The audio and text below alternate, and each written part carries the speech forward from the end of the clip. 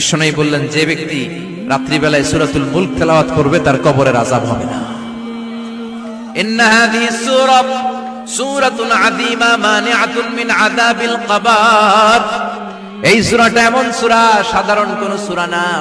এই সূরাতুল মুলক যে রাত্রিবেলায় তেলাওয়াত করবে তার কবরের আযাব থেকে তারে বাঁচিয়ে দিবে কে? নাম্বার 1 ফজিলত স্ট্যাটাস মনে থাকবে তো। 2 নাম্বার স্ট্যাটাস শাফাআত লি সাহিবিহা। এই সূরাটা, এই সূরার তেলাওয়াতকারীর জন্য কিয়ামতের দিন সুপারিশ করবে। কোরআন সুপারিশ করবে, চারটেখানি কথা না।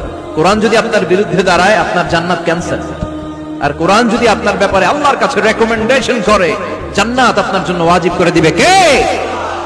এজন্য বিষ্ণু বললেন শাফাআত লি সাহিবিহা, কিয়ামতের দিন তেলাওয়াতকারীর জন্য আল্লাহর কাছে সুপারিশ করবে। 2টা গেল। 3 নাম্বার বিষ্ণু বললেন খাসামাত আন সাহিবিহা। এই সূরাটা কিয়ামতের দিন এই সূরার তেলাওয়াতকারীর পক্ষ নিয়ে আল্লাহর সাথে ঝগড়া করা শুরু করে দিবে। আল্লাহর সাথে ডিবেট করবে, ঝগড়া করবে, যতক্ষণ না হাত্তা আদখালাহুল্লাহুল জান্নাহ। হাদিসের টেক্সট হচ্ছে যে যতক্ষণ না আল্লাহ তাআলা তাকে জান্নাতে না ঢুকায় ততক্ষণ ওই সূরার তেলাওয়াতকারীর পক্ষ নিয়ে আল্লাহর সাথে বিতর্ক, ঝগড়া, তর্ক চলতেই থাকবে। সুবহানাল্লাহ। আরো আসতে বলেন। আবার বিষ্ণু বললেন মান ক্বারা বিহা ফি লাইলাতিন ফাকাদ আকসারা ওয়া আতওয়াবা। রাত্রিবেলা এই সূরাটা যে তেলাওয়াত করবে পুরো রাত্রিটারে বরকতময় করে দিবে কে? এজন্য বিশ্বনবী আবদার করে, আবেদন করে আমাদের কাছে বলে গিয়েছেন, আমি চাই আমার প্রতিটা উম্মতের হৃদয়ে এই সূরাটা গাঁথা থাক।